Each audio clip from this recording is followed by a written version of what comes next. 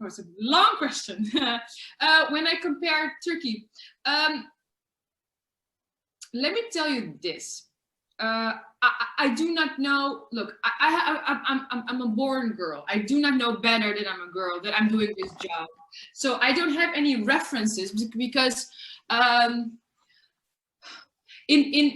if I may compare two countries where I have a passport, so I have the Dutch one, the Turkish one. If I may compare those things, I think in both countries I sometimes experience things.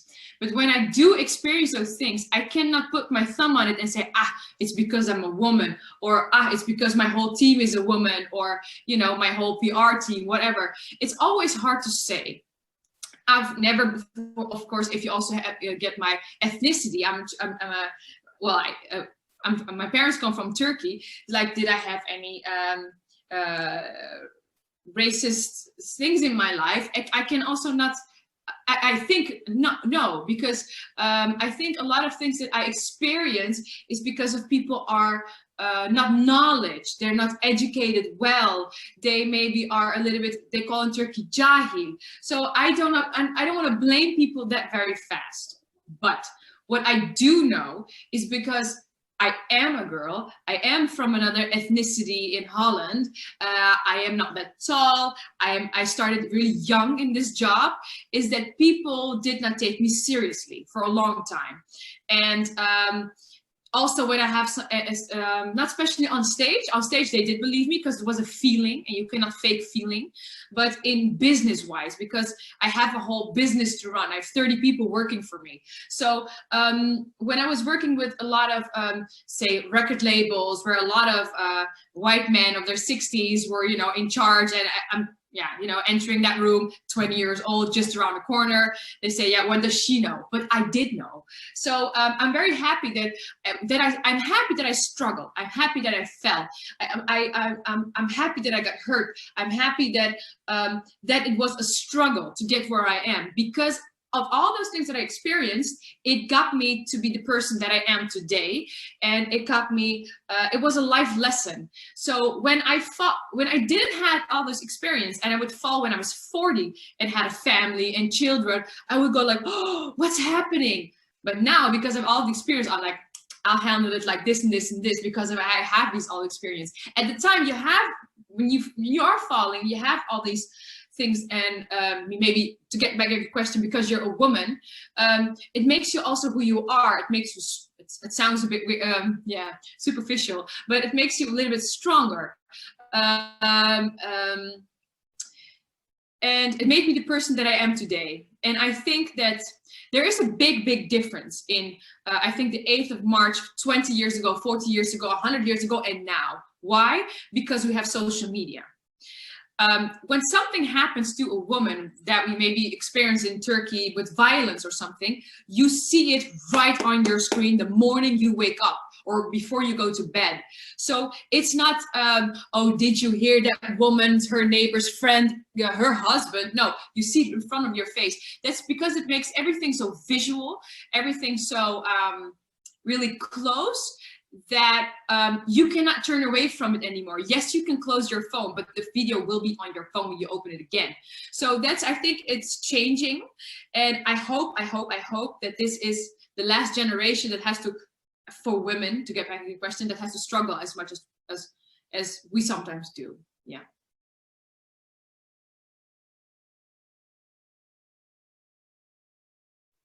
Music psychology. Well, the reason I said yes to this interview or Zoom is because I studied psychology myself for a while, and yeah, and I wanted to be a children's psychologist. I did that. Now I'm 30. I did not finish it, the university, because I pursued another career, of course, which I'm very happy about, and I'm very proud of you all that you're doing this. But the reason is, and that's what I'm learning now, I'm a bit older, is why did I want to do that? Because I wanted to help people. I wanted to understand people. I think that people are very interesting, yeah, human beings we are. And I always wanted to learn, how does it work? Why do we do things? How does culture work? And later on I said I should have studied maybe cultural anthropology, we say. I don't know what's in English, but I was very disappointed when I could not finish the university. And I said to my dad, like, you know, I'm very sad that I couldn't finish it. And because I want to help children and everything. And my dad said, well, maybe when you were a psychologist, you would have done amazing things, because it's a wonderful job, if I may say it like that. But maybe he said, with the job you do now as being a musician, and not only being a musician, but also telling what you think, maybe you can change so many more people. And that, again, with social media, you can reach so much more people. And I'm very happy that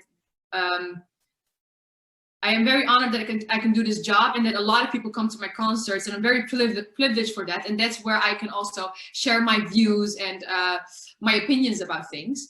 Maybe an interesting thing for you all to know, how I got raised, is my father is a sociologist, and my mom is docent psychologist and pedagogic. Yeah, so from my home, my parents are already yeah, we're talking about a lot about education and children, growing children up, and different cultures, how you can combine those things. And again, I'm a positive person. So with music and psychology, and I can do everything with my music, because I have the most important thing for me as an artist, because I do make art at the end, not in the painting, but in music, is freedom.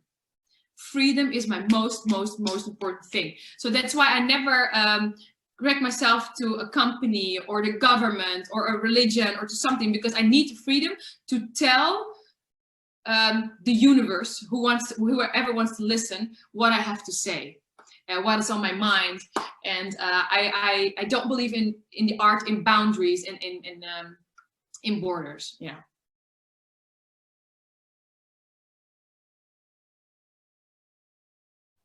All right. So it's an interesting question, because I had this conversation yesterday with a friend of mine, Steve, and he's also a pianist.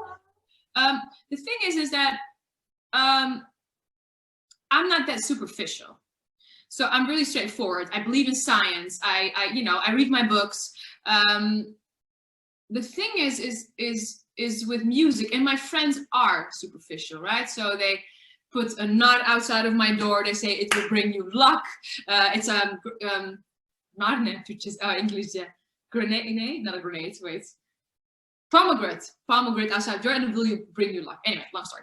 And but with music, I do also believe in mathematics. We calculate things, we write things down.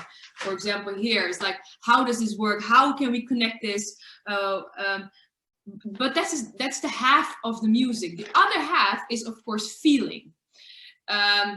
Feeling with the words that can touch people,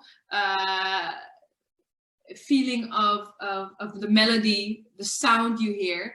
And what the interesting thing is with the music is that what I like to do with my music is that I would not like to, no, let me say with lyrics, not like to say big things like the mountains and the seas, and I like to make little notes of little details in life, because when I call these details, a lot of people, that's what I really like. I like to bring people together. With these details, I can touch people, because I think probably the little details that I tell you will be the same in your life. You will fill it in differently maybe, and that's the art of music, but it can and it will maybe touch you. And again, with the music, I don't have any borders also for people who are coming to my concerts.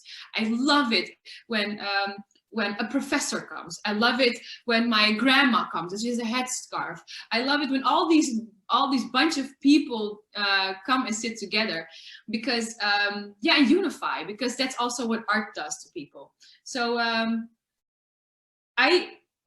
well, what's also an interesting thing is, and that's a little bit a backstage story that I will tell you now, is that how we start a concert is I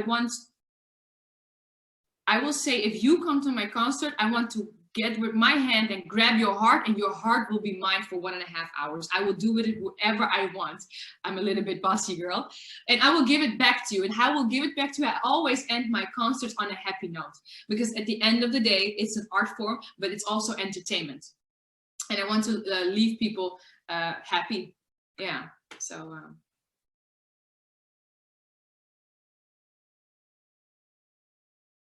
That's a long story. I started playing piano when I was 7 and I'm singing when I was 14.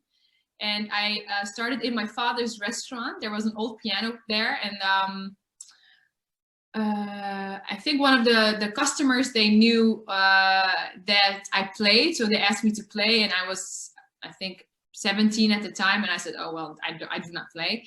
And then at a certain point, I did, and then next week they told their friends, well, there is a girl, a Turkish girl, a Turkish restaurant playing, and you should hear her. And then customers would come to the restaurant, and I was like, no, I'm studying psychology. I don't want to be a musician. What's going on?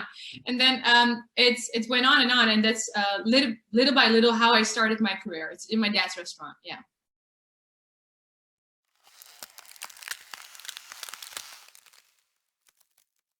So I have this huge piano here, and you see another one here. Let me explain. This is where I write music. So this is acoustic with strings, and this one is to record. But I won't play that now. But at night I play here till 9 p.m. because of the neighbors. I play this one. But now I play this one. All right. So this won't be my song. This is a song of. No, let's do my own song. What? Do you want to hear something? Do you have istek? I'm really easy with those things. Maybe blacks, yeah. Ooh, yeah. Okay, cool. Sia is very beautiful.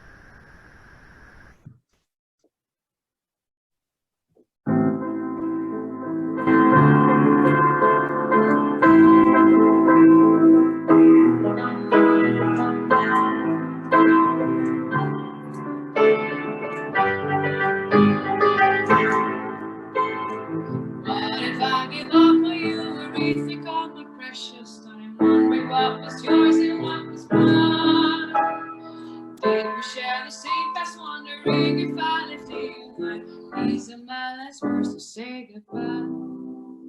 They say that love is blind, but now I see the truth in your eyes. If you have nothing to say, don't say anything at all. All these years together makes me wonder who I really am. Maybe I should see this as a gift. And will I ever smile the same when there's the endless night away? I'm afraid, but maybe that's okay. Agree to disagree. Our path goes separate ways. Oh, baby, I cannot forget how it felt to be your lady. What if I give up on you and rethink all my precious time? Wondering what was yours and what was mine. Did we share the same past? Wondering if I would feel like these are my last words to say goodbye.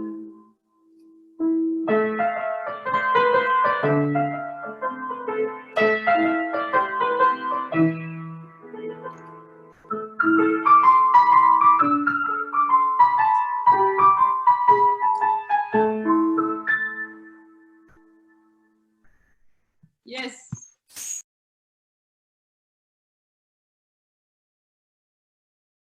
I hope we can maybe one day meet in real life, you know, Yes. when the pandemic is over. I would love to. Yeah, it would be really great. And also have a little bit more time. I'm so sorry that I have to go to the next meeting, but I would love to sit and chat with everyone because, of course, maybe you have questions for me, but I might have questions for you. So, but that for next time. Thank you so much. Thank you so much. Thank you so much. Thank you. I hope that yeah, everything will be great, and good luck everyone in this pandemic time. And yeah, I hope you have a lot of support on each other. It will be my great. Thank you so much. Hope to see you in real life. Thank you. Bye. Thank you. Bye. Bye. Very much. Bye. See you later. Thank you.